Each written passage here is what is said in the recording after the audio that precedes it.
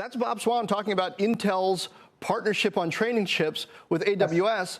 But at the same time, AWS announced Trainium, which is coming out a little bit after this Intel chip, and which AWS says is better than the Intel chip. It sets up this interesting situation we're seeing across the industry where chip makers are having to compete with their customers, right? Sure. I mean, look, so in this case, it's sort of a sign, like training is incredibly important. We've seen this obviously in NVIDIA's financials and in their roadmap. And this is a market that is large and very compute intensive and very growing and growing very much. And it's something that is, you want the cost to come down if you can get more and more customers to be able to apply these sorts of things.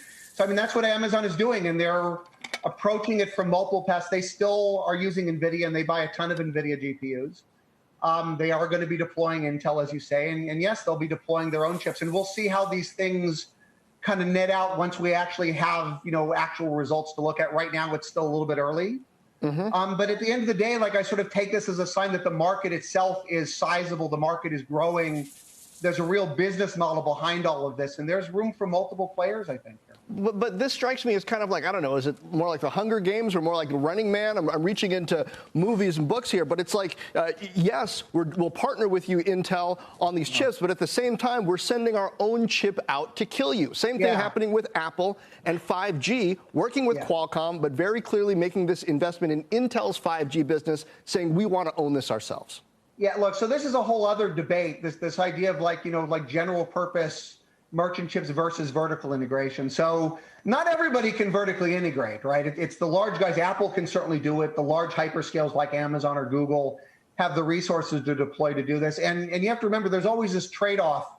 When you know exactly what you want to do, developing your own chip, custom silicon, whatever, it will always be more efficient than anything that is general purpose, but it will also be less flexible. I mean, that's kind of the trade-off. There's no free lunch. And so that's what we're seeing. And in cases where you know exactly what you want and exactly how you want to optimize it, we're going to probably see more vertical silicon. In cases where flexibility is more important, especially like where you're deploying to large numbers of diverse customers, general purpose may be more important. But that's sort of an interesting controversy for the space in general as we're looking out, say, over the next 5 to 10 years, how this plays out. So, Stacey, to me, it's a little bit of a frenemy situation. You're saying this is going to be the new state of the world. These companies are going to compete, and they're also going to be customers of each other. That's something I've. It's not new, right? I mean, so semis in general is very, it's very intensive in terms of the investment that you need. There's a lot of call it co-opetition between a lot of companies even today. So companies that are in some sense competing very directly with each other also do cooperate. Like a good example of this is maybe Qualcomm and Samsung in general. I mean, Samsung, makes chips for themselves. They also make chips for other people. They act as a foundry.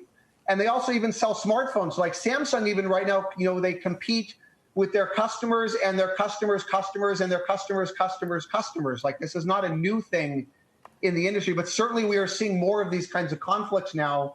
Because you have this kind of argument between like direct vertical integration versus like wider scale deployment. We'll probably be seeing more of it. Shepard Smith here. Thanks for watching CNBC on YouTube.